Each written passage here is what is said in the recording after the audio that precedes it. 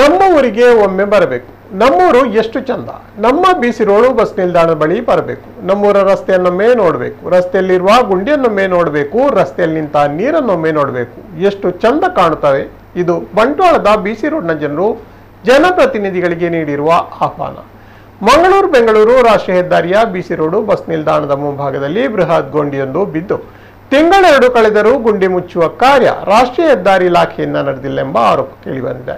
ಇದರ ಜೊತೆಗೆ ರೈಲ್ವೆ ಮೇಲ್ಸೇತುವೆ ಮೇಲೆ ಕೂಡ ಗುಂಡಿಗಳು ಬಿದ್ದಿದ್ದು ವಾಹನಗಳು ಗುಂಡಿಗೆ ಬಿದ್ದು ಎದ್ದು ಹೋಗುವ ವೇಳೆ ಟ್ರಾಫಿಕ್ ಜಾಮ್ ಸಮಸ್ಯೆ ಉಂಟಾಗುತ್ತಿದೆ ಎಂಬ ಆರೋಪ ಕೇಳಿಬಂದಿದೆ.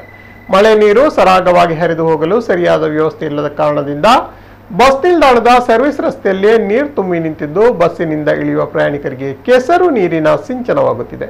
ಪಾದಚಾರಿಗಳಿಗೆ ತೋಡಿನಲ್ಲಿ ನಡೆದುಕೊಂಡು ಹೋಗುವ ಅನುಭವವಾಗುತ್ತಿದೆ. ಇಷ್ಟಾದರೂ ಇಲಾಖೆ ಮಾತ್ರ ನೋಡಿಯೂ ನೋಡದಂತೆ ಇದ್ದು ಬಿಟ್ಟಿದೆ. ಹೀಗಾಗಿ ಸಮಸ್ಯೆ ಬಗೆಹರಿಸುವ ಬಗ್ಗೆ ಜವಾಬ್ದಾರಿ ಹೊತ್ತಿರುವ ಜನಪ್ರತಿನಿಧಿಗಳೇ ಒಮ್ಮೆ ನಮ್ಮ ಬಿಸಿ ರೋಡಿಗೆ ಬನ್ನಿ, ಇಲ್ಲಿನ ಚಂದವನ್ನೊಮ್ಮೆ ನೋಡಿ ಎಂದು ಸ್ಥಳೀಯರು ಒತ್ತಾಯಿಸಿದ್ದಾರೆ.